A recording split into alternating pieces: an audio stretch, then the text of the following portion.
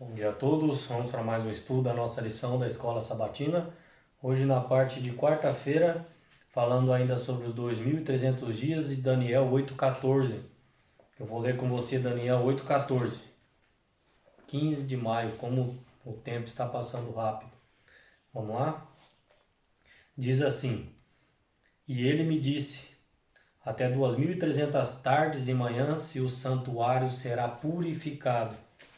É isso que a gente está estudando, né, sobre essa profecia aqui das 2.300 tardes e manhãs de Daniel 8,14. Guilherme Miller, observou que os eventos preditos pela profecia tinham sido cumpridos com exatidão. Os 400 anos de permanência dos descendentes de Abraão no Egito, os 40 anos de andanças de Israel pelo deserto, os 70 anos de cativeiro de Israel e as 70 semanas atribuídas a Israel. À medida que Miller estudava a profecia, comparando o texto bíblico com o texto bíblico, concluiu que se Deus tinha um calendário divino para toda a Bíblia, deveria ter um calendário divino que nos se refere à segunda vinda do Senhor. Que acontecimento devia ter lugar no fim dos 1.300 dias? Eu já expliquei para você que ele não avançava, né, uma parte da Bíblia enquanto ele não entendia. E quando chegou aqui em Daniel 8,14, a interpretação dele estava correta com um evento errado.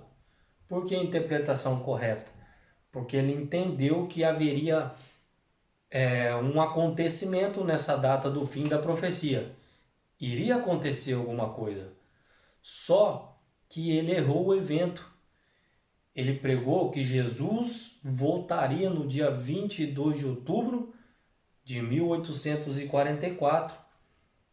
Mas houve um evento que eles não tinham entendido. Isso é história que eu estou falando para você. História aí da sua igreja.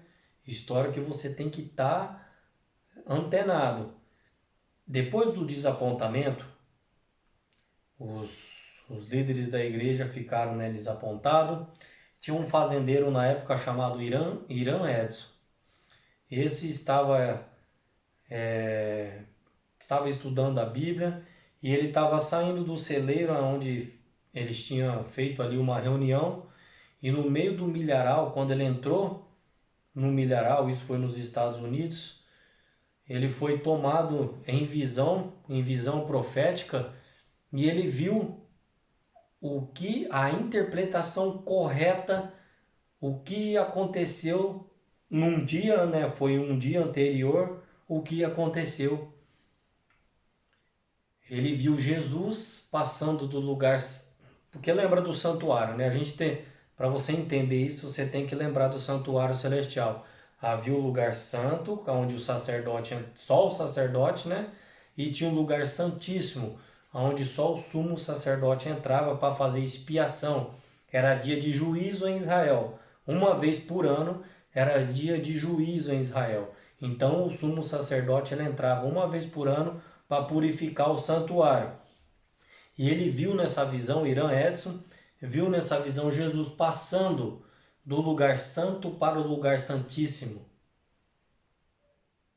E aí ele entendeu e ele, né, chamou lá os líderes da igreja, o que realmente a profecia estava falando do evento que tinha acontecido, que exatamente Jesus passou do lugar santo para o lugar santíssimo. E agora o juízo começou. Dia 22 de outubro de 1844 o juízo começou. E começou pela casa de Deus. Desde Adão o juízo já tem. Talvez você não consiga entender muito isso, o juízo. Vou dar um exemplo para você como é que é o juízo. Adão foi julgado. Não é que Adão foi na presença fisicamente de Deus, Jesus e o diabo acusando. Lembra, a Bíblia fala de registros, de livros. Eu não sei se você sabia, mas existem registros. seu registro. Estamos sendo anotados. Tudo que eu estou falando agora, toda a minha ação, todo o meu pensamento estão sendo anotados. O anjo do Senhor está anotando nos registros. Por que isso? Porque Jesus ele não precisa de saber quem vai se salvar ou quem não vai. Jesus não precisa de saber o que está acontecendo na terra, porque ele sabe. Mas precisa ficar claro para os... Eu não sei se você sabia, existem outros mundos.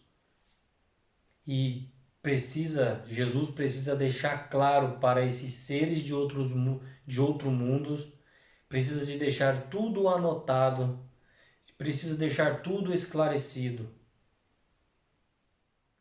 Vou dar um exemplo para você. Agora é o juízo do Ricardo. Vamos dar um exemplo. Apresentou Jesus e agora simbolicamente Satanás me acusando de alguma coisa e o anjo do Senhor do lado de Cristo com os meus registros. E agora Satanás ele me acusou, mas no meu registro está escrito que mas o Ricardo fez isso mesmo, mas ele confessou, ele se arrependeu e foi apagado, porque ele se arrependeu, ele confessou. E agora, porque eu confessei, porque eu me arrependi, agora Jesus se apresenta no meu lugar. O meu sangue, o mérito, pelos meus méritos, pela cruz do Calvário, o Ricardo está perdoado. Porque ele confessou, porque ele se arrependeu e deixou. E agora o meu sangue cobre essa dívida. Você entende? Por isso que é tão importante. A Bíblia fala, né? Se confessarmos, né, os nossos pecados, Ele é fiel e justo para nos perdoar. Por isso que é tão importante a gente confessar para Cristo, entregar, se arrepender. Por isso que é tão importante. Cada dia, cada noite que eu e você dormimos, Jesus voltou para mim e para você. Cada noite que eu e você dorme, Jesus ele voltou. Simbolicamente ele voltou, porque um dia você pode não acordar.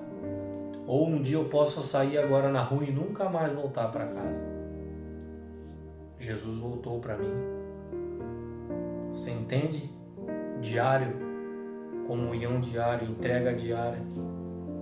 Eu entendo você, não é fácil. Lutas, dificuldades, aflições. Satanás tem bombardeado o seu povo. Vamos lá? Vamos orar então e amanhã a gente continua. Querido e bondoso Deus, Pai, obrigado pelo estudo, Pai. Obrigado porque o Senhor tem nos capacitado e nos ensinado, Pai. Nos ajude a entender um pouquinho mais da Sua palavra, em nome de Jesus. Amém. Que o Senhor nos abençoe.